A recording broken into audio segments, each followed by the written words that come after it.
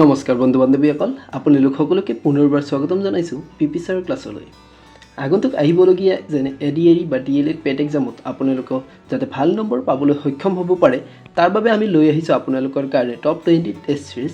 আজিৰ ভিডিঅ'টো হৈছে তাৰে পাৰ্ট 2। আপোনালোকে যদি পাৰ্ট 1 ভিডিঅ'টো চোৱা নাই তেতিয়াহ'লে আমাৰ প্লেলিষ্টত গৈ চাব পাৰে বা ডেছক্ৰিপশ্যনত তাৰ লিংকটো দিয়া আছে। পিছে দেৰি নকৰি আজিৰ এই ভিডিঅ'টো আৰম্ভণি কৰা যাওক। আজিৰ প্ৰথমটো প্ৰশ্ন হৈছে, কিমান চনত মেঘালয় এখন ৰাজ্য হিচাপে স্বীকৃতি লাভ কৰিছে? ইয়াৰ শুদ্ধ উত্তৰটো কি হ'ব? মেঘালয় এখন ৰাজ্য হিচাপে কিমান চনত স্বীকৃতি লাভ কৰিছিল? এইটো শুদ্ধ উত্তৰটো হৈছে 1972 চনত। 1972 চনত মেঘালয় অসমৰ পৰা ছেপাৰেট হৈ পৰিছে। আৰু ইয়াৰ লগে লগে আৰু এটা কথা জানিব লাগে যে 1972 অৰ্থাৎ 1972ৰ পিছত 1973 চনত আচলতে কি হৈছিল, অসমৰ যোনটো ৰাজধানী প্ৰথমতে কি আছিল, শ্বিলং আছিল, এতিয়া বৰ্তমান দিছপুৰলৈ স্থানান্তৰিত হৈছে। তাৰ পিছৰটো প্ৰশ্ন 2 নম্বৰ, মেঘালয়ত থকা আটাইতকৈ বেছি জনজাতি কোনটো? The largest community of Meghalaya is. মেঘালয়ত আটাইতকৈ বেছি কোনটো জনজাতিৰ লোক পোৱা যায় এইটো সুধিছে। কোনটো আটাইতকৈ বেছি জনজাতি আছে মেঘালয়ত এইটো দিছে। এইটো এনচাৰটো কি হ'ব? অপশ্যন বি হৈছে ইয়াৰে শুদ্ধ উত্তৰ, খাচী হ'ব ইয়াৰ কাৰেক্ট এনচাৰ। খাচী জনগোষ্ঠীৰ লোকসকল আচলতে মেঘালয়ত বেছিকৈ পোৱা যায়। তাৰ পিছৰটো প্ৰশ্ন 3 নম্বৰ, মেঘালয়ৰ লগত ভাৰতৰ কিমানখন ৰাজ্যৰ সীমা লগ লাগি আছে?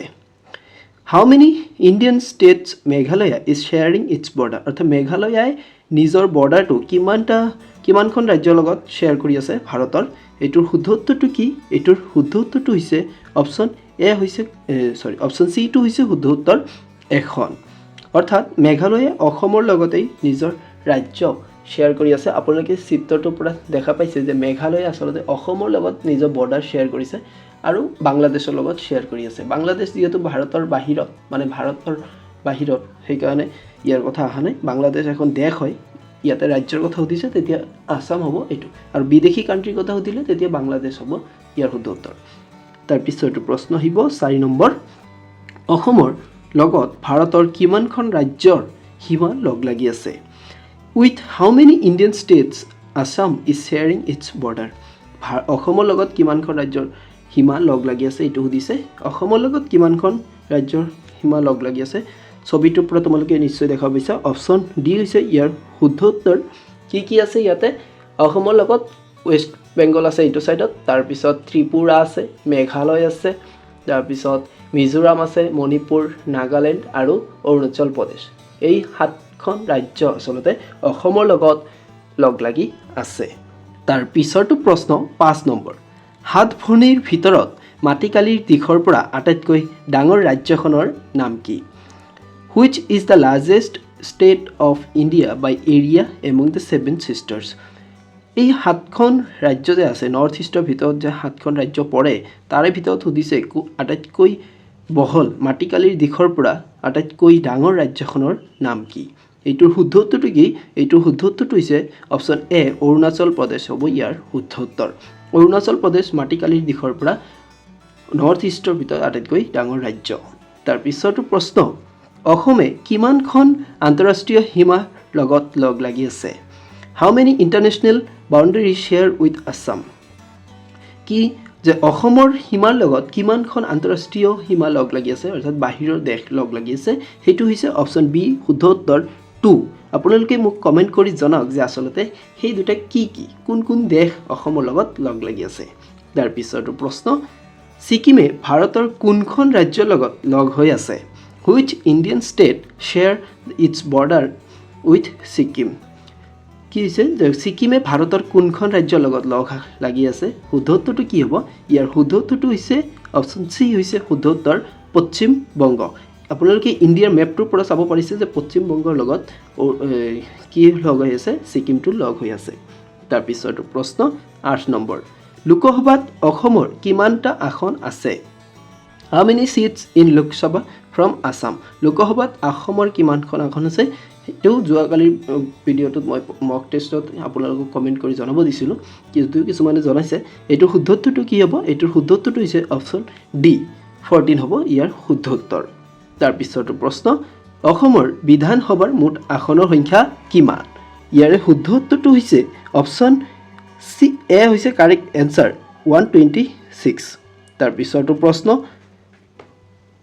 মুকনা কোন ৰাজ্যৰ পৰম্পৰাগত খেল মুকনা is a traditional sports of which state এইটোৰ শুদ্ধ উত্তৰটো কি হ'ব এইটোৰ শুদ্ধ উত্তৰটো হৈছে অপশ্যন বি মণিপুৰ ৰাজ্যৰ পৰম্পৰাগত খেলখনৰ নাম হৈছে মুকনা তাৰ পিছৰটো প্ৰশ্ন গেংটক কোন ৰাজ্যৰ ৰাজধানী Gangtok is a capital of which state Gangtok কোন ৰাজ্যৰ ৰাজধানী এইটো সুধিছে এইটোৰ শুদ্ধ উত্তৰটো কি হ'ব এইটোৰ শুদ্ধ উত্তৰটো হৈছে অপশ্যন চি ছিকিম হ'ব ইয়াৰ শুদ্ধ উত্তৰ তাৰ পিছৰটো প্ৰশ্ন বন্ধু বান্ধৱীসকল আপোনালোকে যদি ভিডিঅ'টো চাই ভাল পাইছে তেতিয়াহ'লে ভিডিঅ'টো নিশ্চয় লাইক কৰিব আৰু এটা ধুনীয়া চাই কমেণ্ট কৰিব তাৰ পিছৰটো প্ৰশ্ন আইজল কোন ৰাজ্যৰ ৰাজধানী Aizawl is a capital of which state এই ৰাজধানীৰ লগত বিভিন্ন প্ৰশ্ন আহিছে আৰু আহি থাকিব এইটো শুদ্ধ উত্তৰটো কি হ'ব আইজল কোন ৰাজ্যৰ ৰাজধানী এইটো শুদ্ধ উত্তৰটো হৈছে অপশ্যন ডি মিজোৰামৰ ৰাজধানীৰ নাম হৈছে আইজল তাৰ পিছৰটো প্ৰশ্ন নিউকুম উৎসৱ কোন ৰাজ্যত পালন কৰা হয় Nyokum festival celebrated in which state এইটো শুদ্ধ উত্তৰটো কি এইটো শুদ্ধ উত্তৰটো হৈছে অৰুণাচল প্ৰদেশত নিউকুম ফেষ্টিভেল উদযাপন কৰা হয় তাৰ পিছৰটো প্ৰশ্ন জনসংখ্যাৰ ফালৰ পৰা উত্তৰ পূব ভাৰতৰ আটাইতকৈ সৰু ৰাজ্যখনৰ নাম কি এবাৰ আটাইতকৈ সৰু ৰাজ্যখনৰ নাম সুধিছে জনসংখ্যাৰ ফালৰ পৰা which is the smallest state of north eastern India in point of population এইটো শুদ্ধ উত্তৰটো কি হ'ব এইটোৰ শুদ্ধ উত্তৰটো হৈছে অপশ্যন বি ছিকিম হ'ব শুদ্ধ উত্তৰ জনসংখ্যাৰ ফালৰ পৰা যদি চোৱা যায় তেতিয়া ছিকিম হৈছে আটাইতকৈ সৰু ৰাজ্য নৰ্থ ইষ্টৰ ফালৰ পৰা 15 নম্বৰ প্ৰশ্ন ত্ৰিপুৰাৰ লগত সংযুক্ত একমাত্ৰ মুখ্য ঘাইপথ কোনটো name the only highway connected to ত্ৰিপুৰাৰ লগত সংযুক্ত মুখ্য ঘাইপথটোৰ নাম কি এইটো শুদ্ধ উত্তৰটো হৈছে অপশ্যন চি হৈছে correct answer national highway number 8 তাৰ পিছৰটো প্ৰশ্ন 16 নম্বৰ কুশল কোঁৱৰক কিমান চনত ফাঁচি দিয়া হৈছিল in which year was Kushal Konwar hanged এইটো শুদ্ধ উত্তৰটো কি হ'ব এইটোৰ শুদ্ধ উত্তৰটো হৈছে অপশ্যন ডি হৈছে ইয়াৰ কাৰেক্ট এনচাৰ 1943 কুশল কোঁৱৰক ফাঁচি দিয়া হৈছিল প্ৰশ্ন আহিব পাৰে পৰীক্ষাত মণিৰাম দেৱানক কিমান চনত ফাঁচি দিয়া হৈছিল 1858 চনত মণিৰাম দেৱানক ফাঁচি দিয়া হৈছিল তাৰ পিছৰটো প্ৰশ্ন 18 নম্বৰ অসমৰ পৰা প্ৰথম জ্ঞানপীঠ বঁটা কোনে অৰ্জন কৰিছিল who won the first Jnanpith award from Assam এইটো শুদ্ধ উত্তৰটো কি হ'ব এইটোৰ শুদ্ধ উত্তৰটো হৈছে অপশ্যন বি হৈছে শুদ্ধ উত্তৰ ডক্টৰ বীৰেন্দ্ৰ কুমাৰ ভট্টাচাৰ্য তেওঁ আছিল অসমৰ পৰা প্ৰথম জ্ঞানপীঠ বঁটা অৰ্জনকাৰী ব্যক্তি তাৰ পিছৰটো প্ৰশ্ন 19 নম্বৰ অসমৰ কৰ্মবীৰ বুলি কোনজন ব্যক্তিক জনা যায় who was called Karmabir of Assam অসমৰ কৰ্মবীৰ বুলি কোনজন ব্যক্তিক জনা যায় এইটো শুদ্ধ উত্তৰটো হৈছে অপশ্যন চি নবীন চন্দ্ৰ বৰদলৈ হৈছে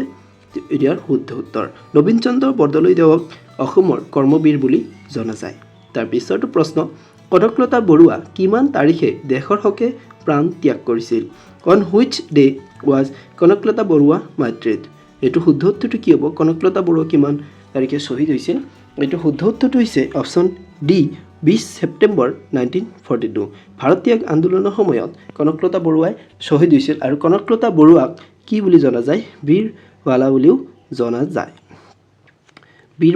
কনকলতা বৰুৱাক জনা যায় এইটো পৰীক্ষাত আহিব পাৰে বন্ধু বান্ধৱীসকল আপোনালোকে যদি ভিডিঅ'টো চাই ভাল পাইছে ভিডিঅ'টো নিশ্চয় লাইক কৰিব আৰু আপোনাৰ বন্ধু বান্ধৱীৰ লগত ভিডিঅ'টো শ্বেয়াৰ কৰিব আগতো আহি থকা দিনবোৰত আমি আপোনালোকৰ কাৰণে এনেকুৱা ধৰণৰ মক টেষ্টৰ ভিডিঅ'সমূহ প্ৰভাইড কৰি থাকিম যদি আপোনালোকে আমাৰ এই চেনেলটো এতিয়ালৈকে ছাবস্ক্ৰাইব কৰি লোৱা নাই তেতিয়াহ'লে চেনেলটো ছাবস্ক্ৰাইব কৰি ল'ব পাৰে ধন্যবাদ